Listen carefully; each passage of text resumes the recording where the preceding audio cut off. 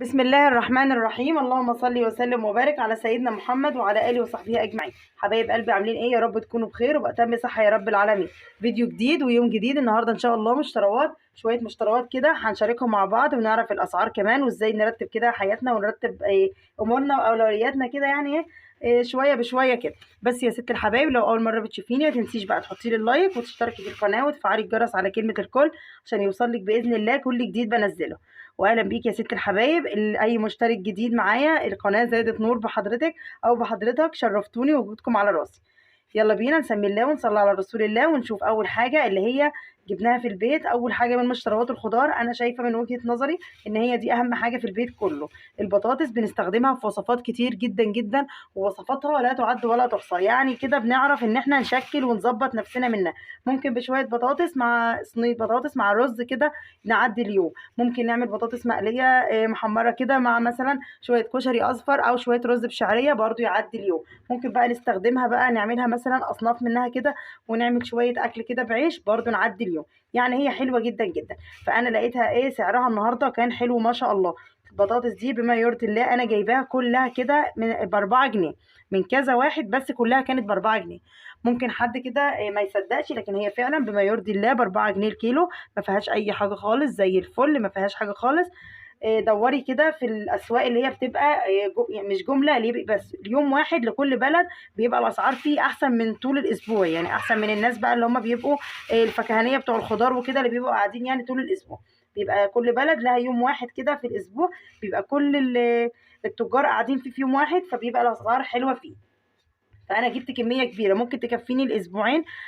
يعني الله اعلم على حسب بقى ما تخلص. انا جبت حوالي ب40 جنيه لما لقيت سعرها حلو.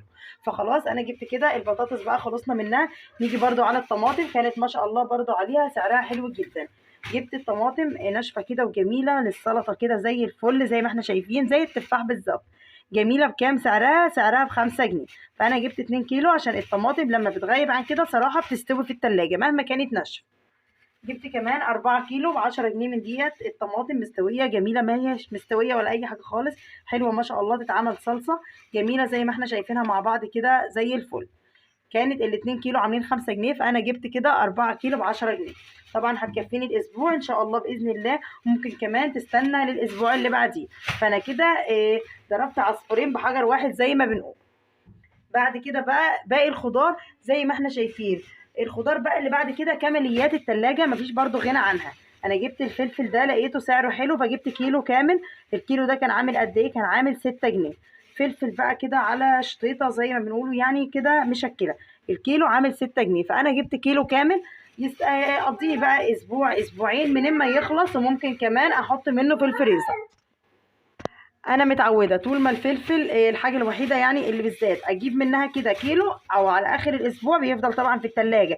يوم الاربع احنا السوق بتاعنا يوم خميس، فانا يوم الاربع اللي يفضل مني من التلاجة اقطعه واشيله في قلب الفريزر. يعني اشيفه كويس حلو قوي يعني زي ما احنا شايفين مع بعض. طبعا بكون غسلاه كويس، وبعدين بعد ما ينشف خالص اقطعه، بس ما احطهوش في الفريزر وهو فيه ميه. يفضل معاكي من السنه للسنه. باجي بقى اخر يعني كل شويه ايام كده احوش مثلا كيس كده اخر الاسبوع طول ما هو كده رخيص وسعره حلو. فانا جبت كيلو عامل 6 جنيه، وكمان جبت نص كيلو من ده كان عامل 4 جنيه. الفلفل اللي هو الفلفل الارناؤوطي اللي هو بارد. يعني انا بحب كده اعمل هريسه شطه حاميه وهريسه شطه بارده. فانا جبت كده نص كيلو من الفلفل ده، الفلفل اللي هو الارناؤوطي اللي هو يبقى بارد ده زي ما احنا شايفين. فجبت كده نص كيلو هعمله برده هريسه شطه بارده. وجبت كمان كيلو من الشطه اللي هي بقى الحراقه شطه الله المستعان، شطه سوداني ما شاء الله عليها. الكيلو ده كان عامل 15 جنيه. فهنخزن بقى يعني لقيت الاسعار حلوه فقلت لا خلاص بقى استغل كده الظروف واجيب اللي انا عايزاه. نيجي بقى بعد كده باقي الخضار. جبت كده كيلو من الخيار ده. الخيار هو كان كبير شويه بس كيس اتقطع زي ما احنا شايفين. انا بحب كده بستخدمه للسلطه، فانا لقيته حلو ما شاء الله عليه. الكيلو ده كان عامل 5 جنيه. انا الخيار بستخدمه للسلطه بس، فخلاص هو حلو فانا لقيته سعره حلو. التاني كان ب10 جنيه صغير، فقلت لا انا هجيب كيلو واحد بس بستخدمه بقى زي ما قلت لكم كده للسلطه. فالكيلو ده كان عامل 5 جنيه. كمان البتنجان الرومي ده الكيلو كان عامل 5 جنيه، فانا جبت كيلو حلو جدا. بتنجان بقى فلاحي كده ما شاء الله عليه. بس صراحه البتنجان العروس انا ما لقيتش منه الاسبوع ده خالص.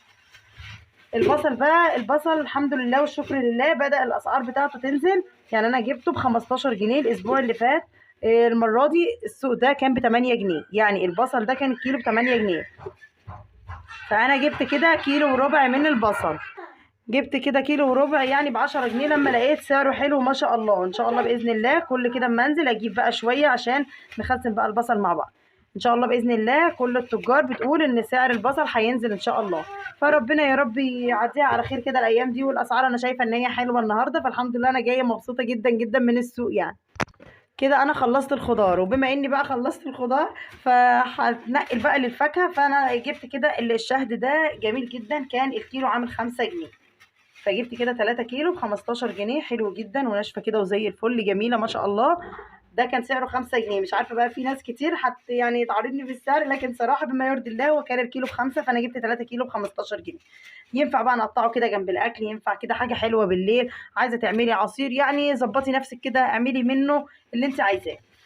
والفاكهه بقى خلاص بما اني كنت خلصت، فالفلوس بقى كانت بدات تخلص مني. جبت ال2 كيلو خوخ دولت، ال2 كيلو خوخ دولت كانوا عاملين 25 جنيه. الكيلو كان عامل 12 جنيه ونص. في خوخ سكري كان عامل 20 جنيه. فبس كده زي ما بقول لكم 2 كيلو دولت كانوا عاملين 25 جنيه. كنت خلصت بقى، جيت صراحه اجيب العنب كان جميل جدا، فانا لقيت الفلوس خلصت مني خالص. فجبت بقى الكيلو ده كان حلو جدا، كيلو ونص. الكيلو ده كان عامل 10 جنيه، عنب زي الفل ما شاء الله. هو البياع حطه كده لوحده، بيبقى العناعيد كده مفرفطه منه، فانا جبته. مش هتحرج ولا هتكسف ان انا اقول لكم ان انا جبته، بس خلاص حاجه حلوه هتفرح برضو الولاد وهينبسطوا بيها.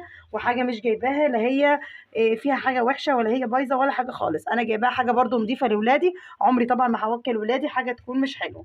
فانا بس كل القصه ان انا لقيته كده مفروض يعني من على العنقود بتاعه، فجبته. الكيلو ده كان عامل 10 جنيه، جبت كيلو ونص ب 15 جنيه.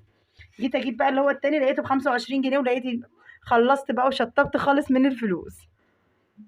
بعد كده بقى يا بنات ما خلصت الخضار والفاكهه، جيت بقى ان انا اظبط كده حالي طول الاسبوع. زي ما قلت لكم البطاطس دي برضو هتنفعني، هعمل منها وصفات يعني في الاسبوع كده. طبعا الايام معانا 7 ايام يعني الله المستعان، فلازم طبعا نتصرف في الاكل.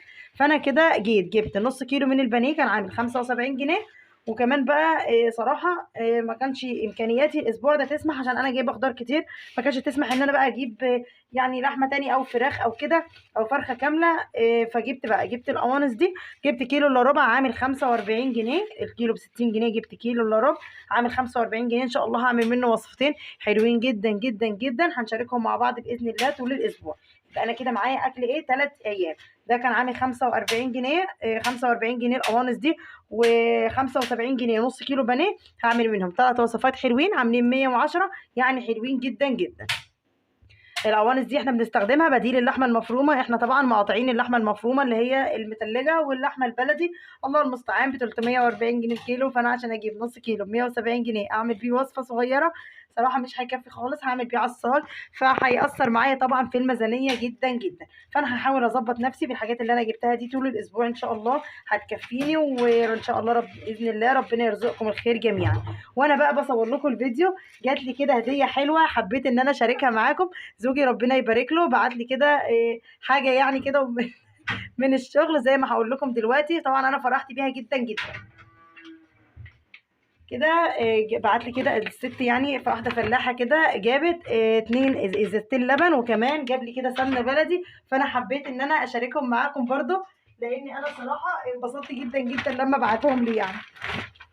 دي كده سمنه بلدي، سمنه طبعا جاموسي فلاحي كده جميله جدا ما شاء الله. الست ديت بتجيب لنا على طول، يعني بتجيب لي كده على طول، والسمنه بتاعتها مضمونه وجميله جدا.